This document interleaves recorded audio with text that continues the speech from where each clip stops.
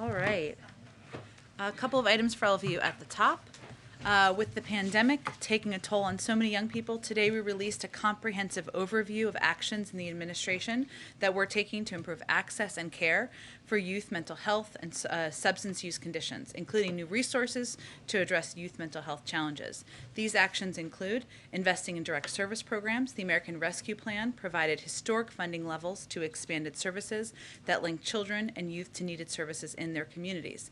This includes efforts like the Pediatric Mental Health Care Access Program and expanding certified community behavioral health clinics, increasing school-based behavioral health supports through relief funding to help schools hire school psychologists, counselors, social workers, and other health professionals to address the mental health needs of students. The Department of Education also released this morning the most comprehensive resource on mental health it has ever published, with real-world examples and strategies for how schools can address these needs.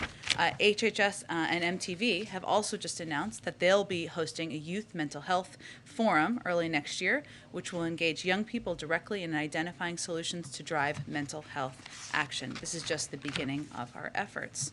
Also today, the President's executive order on competition called for improving the affordability and accessibility of hearing aids, and today the FDA took the next important step towards making them available over the counter at pharmacies and other regular retail stores without needing a prescription, a medical exam, or a fitting.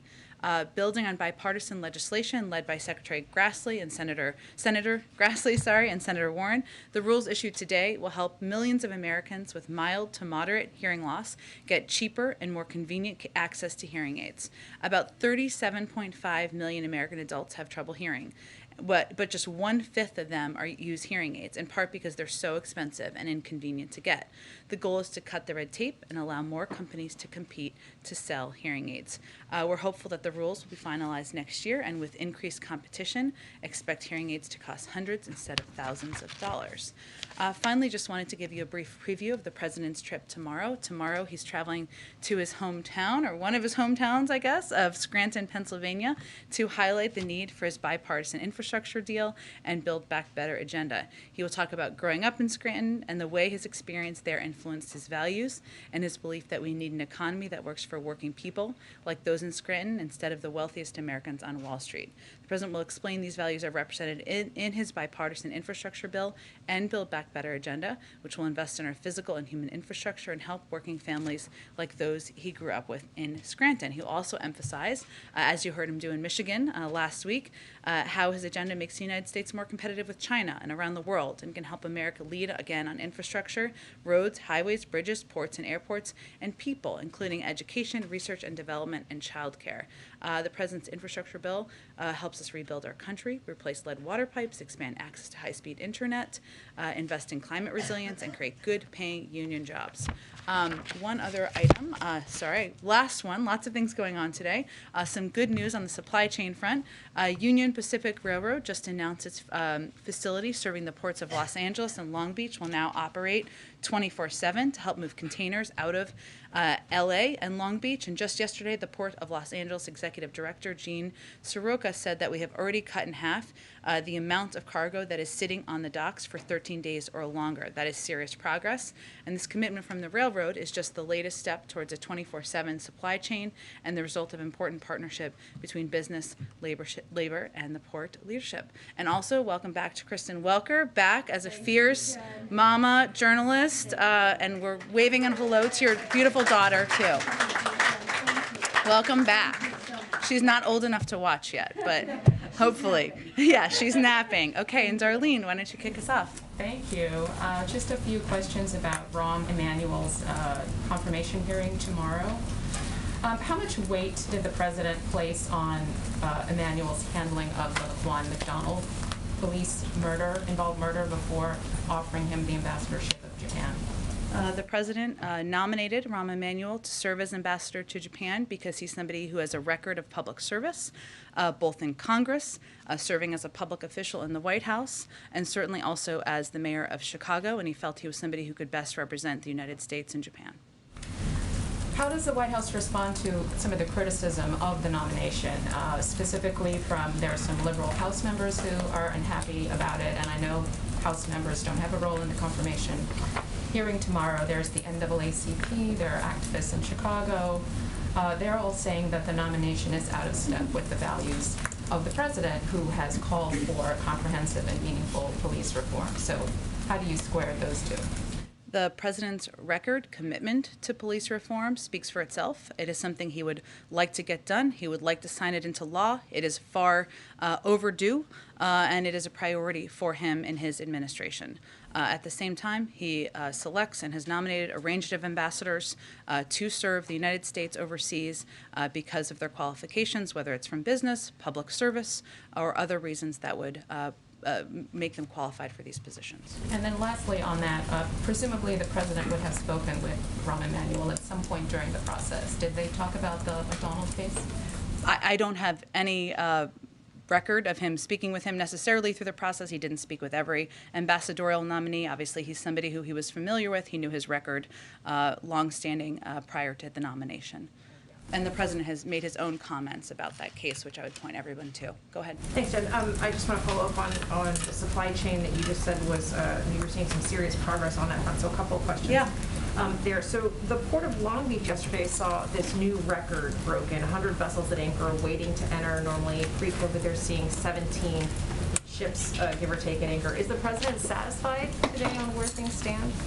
The president is satisfied that progress continues to be made. And one of the reasons that there has been so much traffic in a lot of these ports is because there are more goods that are being ordered by people across the country. People have more money, expendable resources. Their wages are up. More people are working than they were a year ago. And port to port, it's different. But statistically, some of these ports have 20%, 30% increased volume as a result of that. The president had said in his remarks last week that if federal support is needed, he would direct appropriate action. So what's the bar for that? What's the mark for directing additional, perhaps, federal appropriate action where you can?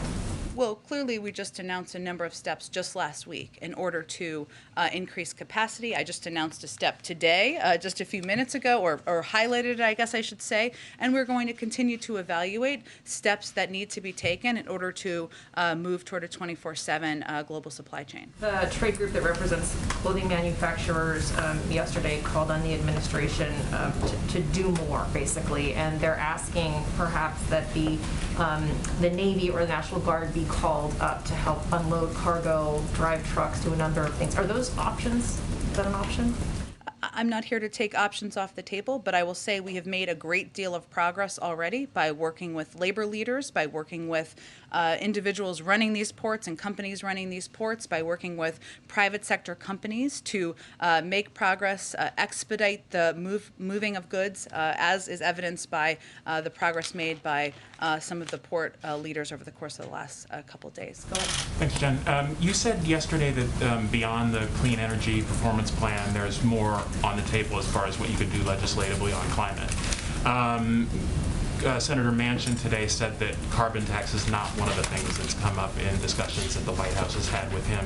Is that something that the White House has taken off the table, and if so, why? I'm not taking any options on or off the table. This is an ongoing negotiation, and obviously each of the senators or members who are part of the negotiations can speak for themselves on what they are for or against at this point in the process. I think what it's important to note, and what I would just point out today, is that there was a report from the Rhodium Group, an independent research firm, reinforced the fact that the United States has multiple pathways to meet President Biden's pledge to reduce emissions 50 to 52% below 2005 levels in 2030.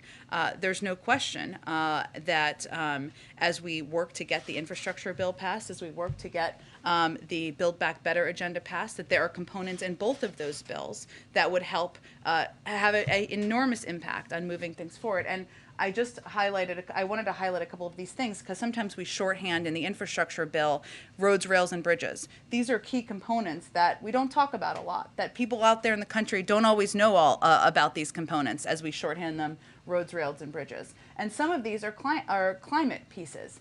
Including making the largest federal investment in history to expand public transit. That's going to help a range of lower income communities. It's also a step that is a positive step forward for the climate.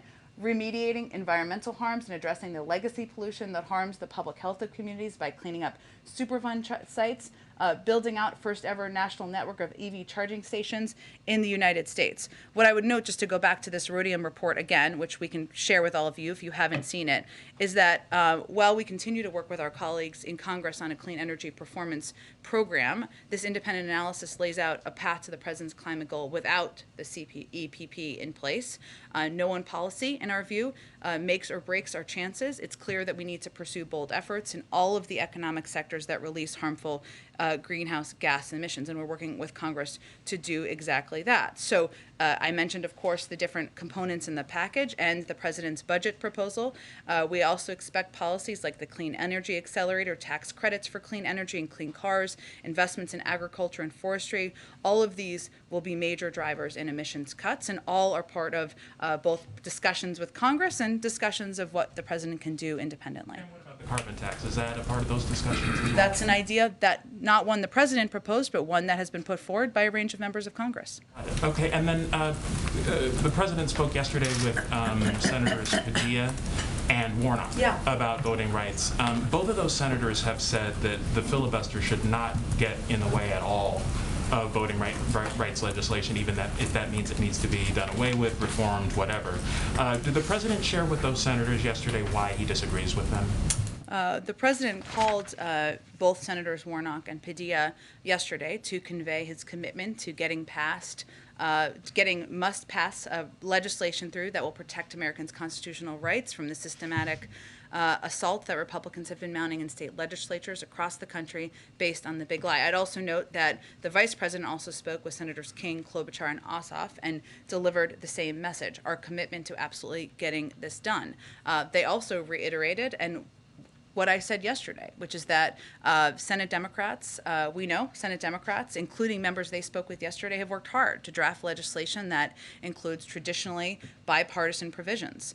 It's something that should get support from Republicans and Democrats across the spectrum, and that if Republicans cannot come forward and stop standing in the way, if they can't support strengthening, protecting the fundamental right to vote, then Democrats are going to have to determine an alternative path forward. But right now, he wanted to call, the vice president wanted to call to express support and express interest in working together to get this done. And you said, you talked about Republicans coming forward to support that. I think it was Representative Kinzinger who said over the weekend that he would be willing to support a narrower initiative that was not like an omnibus voting rights bill, but dealt with narrower issues. Is that something that you're open to considering?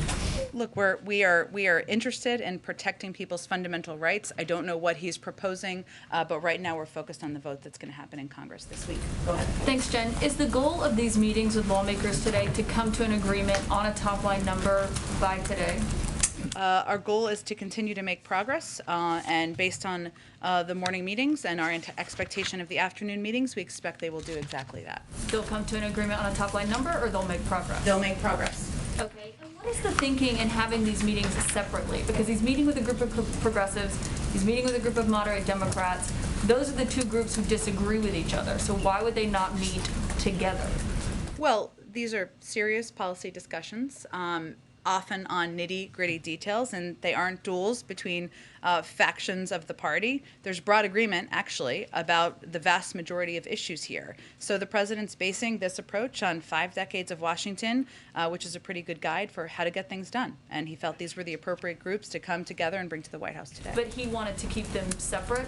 Well, I think it's important for people to understand it's not as if these members don't talk to each other in Congress or don't have their own meetings with each other. So this was just his approach, the president's approach today, again, based on 5 decades in Washington, about how to get into the nitty-gritty details, which is often what these meetings are about, to make progress and move things forward. Can you confirm he also met with Senator Manchin here this morning? He did. He met with Senator Manchin and Senator Sinema this morning, and I think we've put out the list of members he's meeting with this afternoon. My last question is one on the lawsuit filed by the former president yesterday, going after the National Archives and the January 6th Committee for seeking documents. He said in the lawsuit, he and his attorneys, that it is a political ploy by this president to accommodate his partisan allies by not asserting privilege over the documents that the former president wants privilege asserted over. What's the president's response? Well, our view, and I think the view of the vast majority of Americans is that former President Trump abused the office of the presidency and attempted to subvert a peaceful transfer of power, something that had happened between Democratic and Republican presidencies for decades and decades throughout history. The former president's actions represented a unique and existential threat to our democracy that we don't feel can be swept under the rug. And as President Biden determined, and as we have provided updates to all of you, as our legal team has made evaluations, the constitutional protections of executive privilege should not be used to shield information that reflects a clear and apparent effort to subvert the Constitution itself. Right. Thank you, Jen. I have a carbon tax question and a voting rights question. Sure. On carbon tax, I know you said it isn't his idea, but does he believe it's possible to design a carbon tax that would not violate his 400,000 and below, no taxes on people who earn 4,000? Yes, I think you and I have had this conversation before. I'm having a flashback. He does. Well, it wasn't his idea. He does, and there's ample precedent for that in terms of what's in the infrastructure bill. My second question is, does he know whether Joe Manchin would support a carbon tax? We will let Senator Joe Manchin speak for himself on what he would and would not support. And on voting rights, you said if Republicans won't step forward, Democrats will have to come up with an alternative path forward. It's been known for some time that Republicans are not going to come forward, and you don't have the votes in the states or in Congress, and unless Joe Manchin agrees to a carve-out for the filibuster, how far along are you on figuring out what that alternative path forward would be? Well, it's a discussion that we would have with leaders and members in Congress and right now what our focus is on the vote tomorrow. Republicans still have an opportunity to do the right thing to protect people's fundamental right to vote. But So just a question on the timing on the supply chain issue. Yeah. Actions that the president has taken. It was clear in March of 2020 when COVID hit that the supply chains across the world had been disrupted. Even as the sort of work to fight back against COVID proceeded, it was crystal clear that things were not improving on supply chain. People couldn't get dishwashers and furniture and treadmills delivered on time, not to mention all sorts of other things. So why is it the tragedy of the treadmill that's delayed? right? The problem. But the serious point is, why didn't the president act sooner in a more aggressive way? I know there was a task force announced of some kind earlier this summer, but essentially the president waited until now, right before the holiday season, to take these series of actions. Why didn't the president act sooner? And is that a reflection of the fact that his administration has failed to kind of anticipate and is much more reactive to these kinds of things rather than getting ahead of them as they should? Well, that's not actually true. The president formed a task force at the very beginning of the administration, and what we know from the global supply chain issues is that they are multifaceted. Right now, we've been focusing on the ports and issues at the ports, and what leaders at these ports will tell you is that they've seen an increase in volume dramatically as it relates to last year, a year ago, 20%, 30% increase in volume. But there are other issues that have impacted the global supply chain that we've been working to address through our task force from the beginning. One of them is the fact that manufacturing sites around the world have been shut down because of COVID. We've been working to be the largest supplier of COVID vaccines to countries around the world for a range of reasons. It's morally right, but also to help address those global supply chain issues and the impact that manufacturing and the slowdown in manufacturing can have on the global supply chain. Another issue that people will tell you, and you've done some reporting on, many of you, is the shortage of drivers that we have seen, and there's been some reporting on it recently, but this has been an issue throughout the course of the year. The DMV, has expedited their approval of commercial driver's licenses. In 2021, an average of 50,000 commercial driver's licenses and learning permits have been issued each month, 60% higher than 2021 numbers.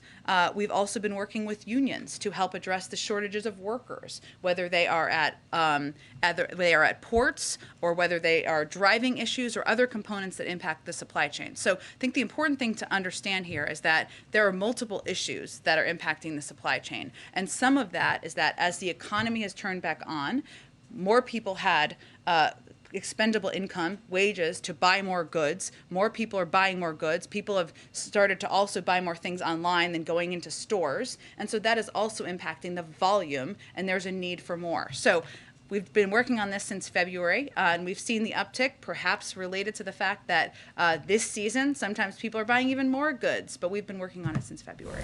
Jen, I have a follow-up on that. I'll come back to you, Emerald. Go ahead. Thank you, Jen. As the president meets with lawmakers today, in his view, are there any non-negotiables in this package? Do any of his signature programs have to remain? His red line continues to be that he will not raise taxes for anyone making less than $400,000 a year.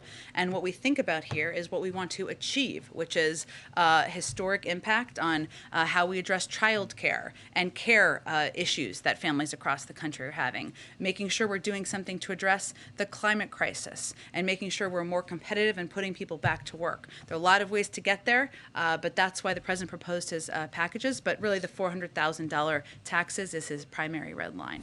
And you've talked a lot about urgency in passing the bill.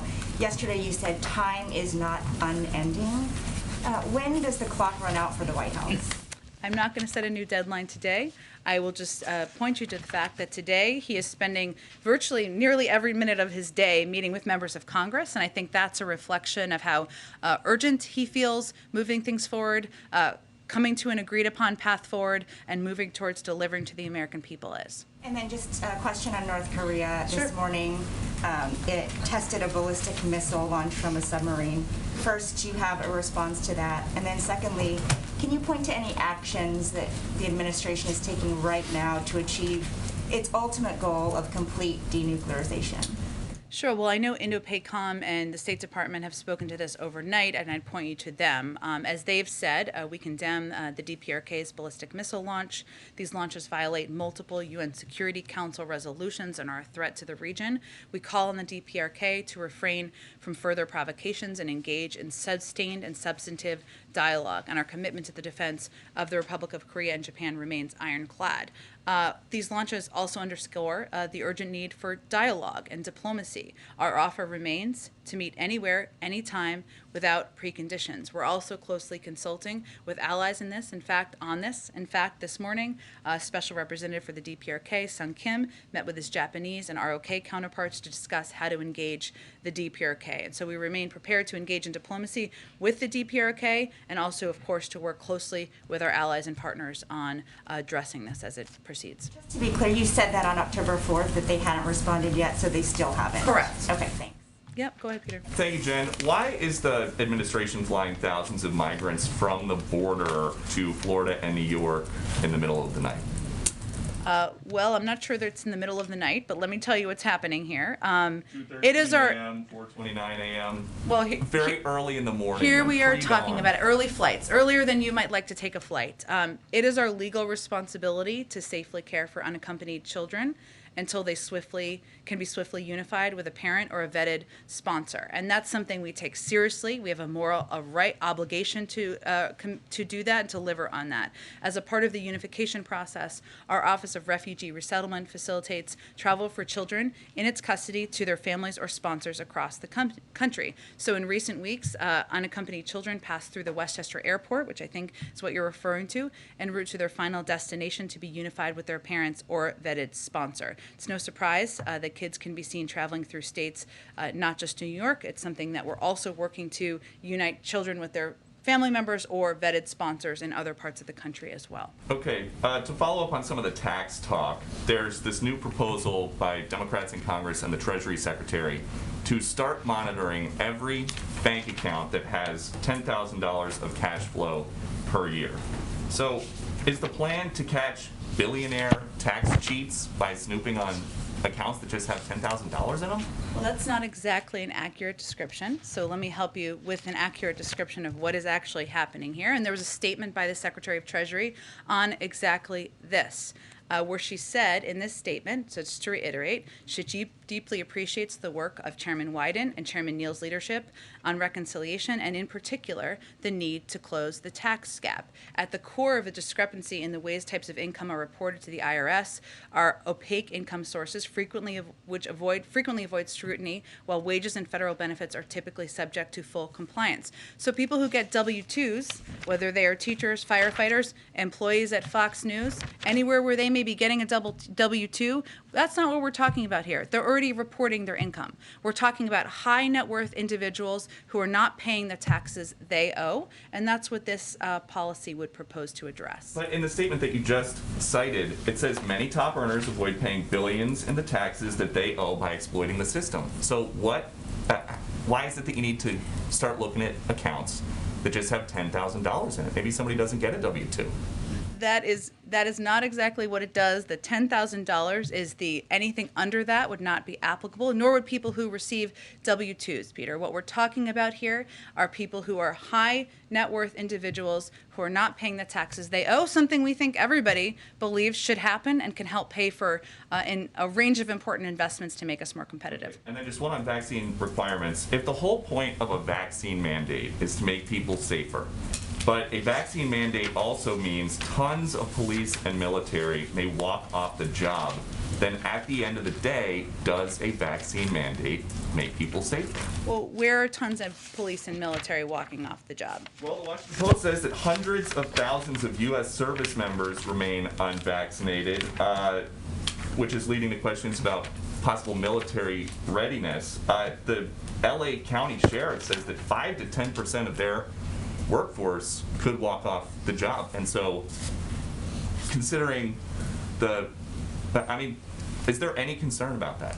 Well, I would say what we point to, or what I would point you to, is evidence with a range of companies, organizations. Frankly, the Department of Defense can also give you the up-to-date statistics on members of the military. I believe it's over 90%, but I would point you them for statistics. Branches, but there are other problems in the world than COVID-19. International terror, gang violence, murder, arson, drug dealing. Is there any concern about dealing with these things? What was the number one cause of death among police officers last year? Do you know? COVID-19. So that's something that we're working to address, and police departments are working to address. If you look at Seattle as an example, which I know has been in some of the reporting, 92% of the police force is vaccinated, as are 93% of firefighters. 99% of Seattle's 11,000 employees have submitted vaccine verification or an exemption request. Safety, though, all these other problems, terror, murder, robberies, kidnappings, is there any concern that if police forces shrink, or if the size of the ready military force shrinks, that the United States or localities may not be equipped properly to deal with Peter, them? more than 700,000 people have died of COVID. Again, it was the number one cause of death among police departments and police officers. It's something that we should take seriously. Departments are trying to save people in their departments, people who work for them. We support that effort, and there's been success across the country in that regard. Thank you, Jen. Given that you have two separate meetings with moderates and progressives today, is this White House confident that it will reach a deal on reconciliation by Democratic leadership's self-imposed October 31st deadline? That's not a deadline that we have proposed. The timeline for that is the surface transportation bill expiring, which is, of course, important, something we need to renew and save the jobs of thousands of employees who could be furloughed. But what our effort is and our focus is on is continuing to make progress. And we are getting closer to an agreement on a path forward to deliver for the American people. The president believes in the value of meeting face to face, hence the meetings today and his full day of meetings today. And we believe his view of the urgency here is reflected in the views of a lot of these members he's meeting with as well. I hear you saying essentially that it's unlikely that you will reach, and I understand it's not your deadline, but still it's the deadline set by Democratic leadership. I hear you indicating it's unlikely you'll. That's not what I'm. Not, that's actually not what I'm indicating. I'm indicating that we're continuing to make progress. We're getting close to the final stages here. We're working to get agreement on a path forward. We're making progress on that. I'm not going to set new deadlines. I understand why you guys want them. They're not particularly constructive otherwise. Let me ask you about what Senator Manchin said. He said, I don't know how that would happen. He went further than you are going. How can the president press for urgency in these talks when one of the top negotiators clearly doesn't think that this is imminent, a deal? I think the president's view, which is shared by the vast majority of the Democratic caucus, is that he proposed these plans months ago. We've had months to discuss, consider, debate, litigate the nitty-gritty details. We're continuing to do that today, and it will come time soon to move forward and deliver for the American people. And that's something that the vast majority of the caucus agrees on. Let me just ask you about the child tax Sure. credit, because there's been some discussion, a push by moderates for those tax credits to be limited to families making less than $60,000. Would the president agree to a final deal that only applied to those, that didn't apply to those making less than $60,000? And what would you say to families who say they just missed the cut and they need those benefits? Well, there's a lot of proposals that are out there. I'm not going to speak to every single one of them. We're going to look at a final package. The president proposed an extension of the child tax credit. He has also supported, at times, as you know, income caps for a range of his proposals, including the child tax credit. But again, I'm not going to speak to individual proposals at this point in Can I time. ask you about Haiti, Yeah. Jen, quickly? There are reports that the gang that kidnapped the 17 American and Canadian missionaries is asking for $17 million for their release, $1 million per person. What is the administration's response to that, particularly in light of the policy that the U.S. does not negotiate with those holding hostages? Well, that remains our policy, and I can't get into too many details operationally here because that's has never been in the interest of bringing people home who are being held for ransom. What I can reiterate, Kristen, is that the FBI is a part of a coordinated U.S. government effort to get the U.S. citizens involved to safety. Also that the U.S. Embassy in Port-au-Prince is coordinating with local authorities and providing assistance to the families to resolve the situation. I'd also note that we've had a travel advisory for Haiti, which is at a level 4, conveying do not travel due to kidnapping, crime, civil unrest, and of course COVID-19. But kidnapping is widespread and victims regularly include U.S. citizens. We know these groups target U.S. citizens who they assume have the resources and finances to pay ransoms, even if that is not the case. So that is also something that remains a concern to us, but I can't get into more operational details. Does the president still believe that Build Back Better will not add a dime to the national debt? Correct, it won't. Why should Americans believe that? Because it won't. Go ahead. What if taxes that he says he wants to, get more taxes in? What if it doesn't happen? What if the economy goes sour? Lots of things can happen. What are you're going to tell from up there, future generations, not even born yet, that they're not on the hook for this? Is that right? That's right, and hopefully you'll report accurate information yourself. Go ahead. Just to We'll do put a fine point on it, any particular reason why Senators Manchin and Sinema are not involved or included in the afternoon meeting with the bicameral moderates? No, the president just felt that this was the right approach to have these one-on-one meetings with them, work through nitty-gritty details, and then have broader meetings with these members later this afternoon. But I would note, and some of this has been reported, different members have been meeting with each other outside of the White House. They're allowed to do that as well, and we expect that will continue. I want to follow up on a question that both Peter and Ouija asked you yesterday about Sure. how this president views the Justice Department as independent. There have been a number of instances where the president has said publicly that he's either instructed or asked or directed the Justice Department to do different things. Where do you draw the line when you say the Justice Department is making independent decisions? Investigations, that's where they make independent decisions. There's policy making where there can be discussion, but investigations, which historically, prior to the last administration, the Department of Justice has always had independent purview of. That is what the president expects, what the Attorney General expects, and what we will continue to deliver on. The president said on October 7th he instructed the Justice Department to make sure that we deal with the violence on aircraft. He issued an executive order on July 9th having to do with antitrust, encouraging, all but directing, the Attorney General to vigorously enforce it. He said on July 13th the Justice Department would double its enforcement of the Voting Rights Act. Are you describing these things as policy determinations?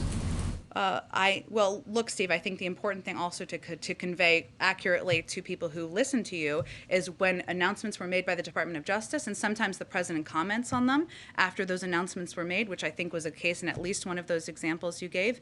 And yes, there are criminal investigations or investigations that are under the independent purview of the Justice Department, something that will continue to be under the independent purview of the Justice Department under this administration. And that is different from what was done over the last 4 years. Go ahead. Thank you. Jen, the White House vigorously defended Secretary Buttigieg's right to parental leave and Republican criticism last week. There are reports that paid family leave could either be removed or greatly curtailed in the reconciliation package. So is the White House committed to ensuring that 12 weeks of leave for all Americans will be in the final bill? That's what the president proposed, but I'm not going to negotiate what's in the package. Okay, and why is the president not named a nominee to be vice chairman of the Joint Chiefs of Staff when General Hyten, who currently occupies the role, is due to retire by law next month? I don't have anything to preview for you in terms of personnel announcements. Obviously, he wants to find the right person to serve in such an important role. Lastly, Texas Governor Greg Abbott is poised to sign a bill that bars transgender youth from participating on school sports teams that align with their gender identity. What is the White House's view of that legislation, and would the administration challenge it once it becomes law? I'll leave that to the Department of Justice to determine if they are going to challenge that. But again, our view, the president's view, is that transgender rights are human rights, whether for adults, for kids, and that continues to be our policy. Go ahead, Nancy. Is the administration speaking with Europe at all about whether the travel policy will be amended so that the U.S. will let people in who have COVID and just one shot? So we, of course, base our guidance on the CDC and our public health experts here in the United States. We're always looking at evaluating how to apply that based on public health guidance. So nothing has changed at this moment, but we continue to review that as has been the case since the beginning of the administration. And just one more question on Haiti. Is there any other information you can give us about what the administration is doing to free the Americans who were kidnapped? The FBI and DOJ are referring questions to the White House today. Well, the reason we don't get into operational details is because our objective is to bring them home, and it is typically not advantageous to get into more specific details publicly during that process. But hopefully we'll have more to share when we successfully bring them home. Go ahead. Thank you, Jen. You mentioned the Manchin and Sinema meetings this morning. You've said that they were about getting into some of the nitty-gritty, but can you elaborate a little bit more on what these meetings are producing and why the White House feels confident that there is progress taking place through these meetings? Well, what we're looking to achieve is a unified path forward on a package that will address the climate crisis, that will address the care challenges for families, whether they are elder care, the cost of child care, community college, universal pre-K, and we're working to make sure we're competitive around the world by putting people back to work. We're talking about what that final package looks like and what can get the most votes to get it across the finish line. And in those conversations, we're making progress and coming closer toward a path forward. So that's what we mean by making progress. And you mentioned earlier, or seemed reluctant to say that the top line figure, coming to a top line figure was the goal for today. Is there any way to define progress for today if it's not to create a top line figure? We're going to make progress behind the scenes in order to move these things forward, but I'm not going to set new deadlines or timelines for you from here. Just lastly, Secretary Yellen is participating in these meetings this afternoon. Can you talk a little bit about her role, what that signifies, her participation in those meetings? Well, Secretary Yellen is clearly one of the president's top economic advisors and someone who has extensive experience and expertise in tax policy, something that is central to the president's plan to make our economy more fair, to ask higher income Americans and companies to pay more. And she's also somebody who understands the impact that a lot of these proposals the president has put forward can have on our economy over the long term. So she's just a wise and experienced voice to have in the room with members. Go ahead. Yeah, thanks, Jen. Back to voting rights real quickly.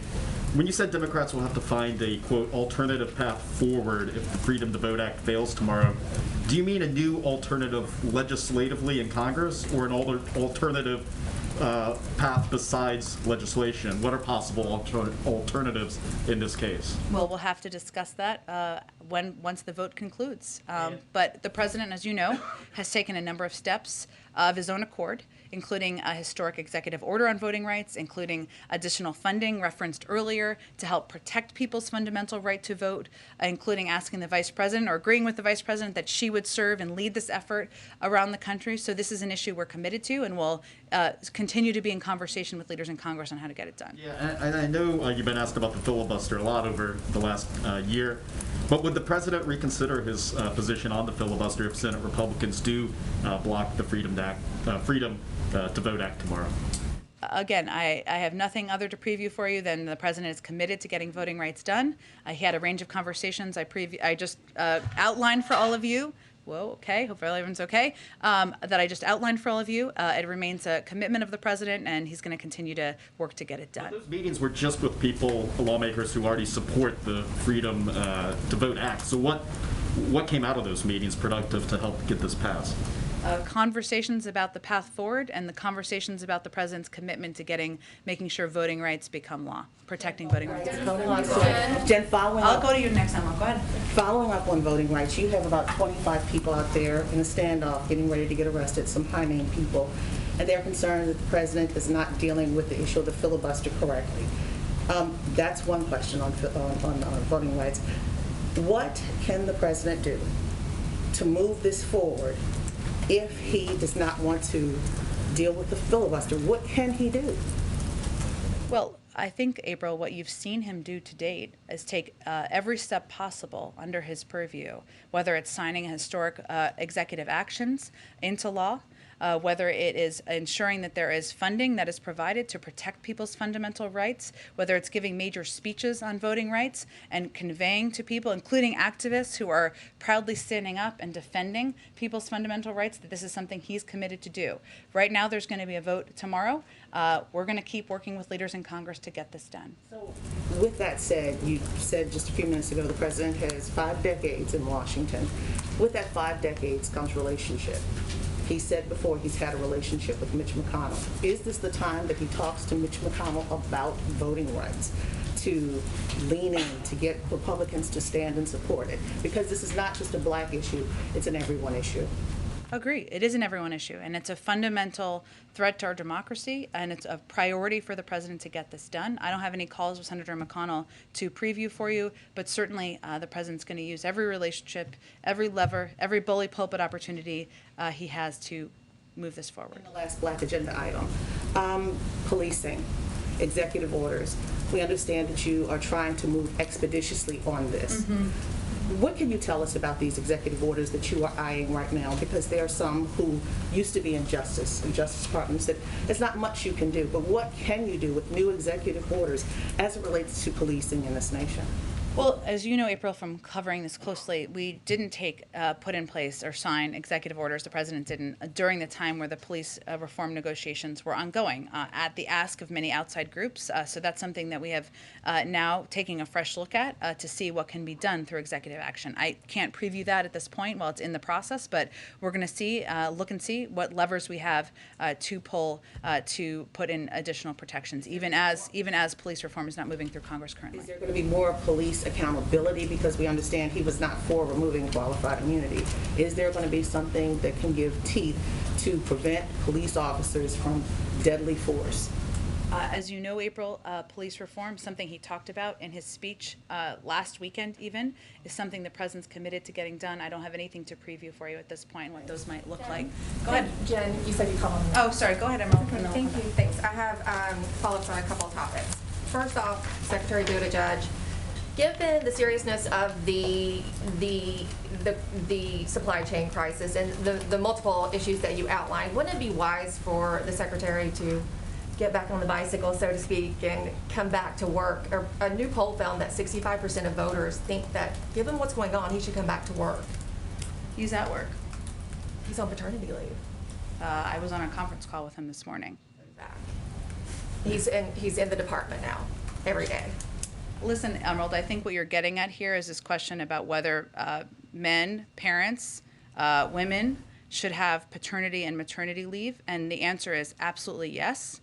In our view, that is the policy of this administration. That is what we're pressing to make law, so it's a reality for women, parents, fathers across the country, and we're not going to back away from that. This is a little different job than a lot of, and as one of my colleagues noted, we knew the supply chain issues were coming.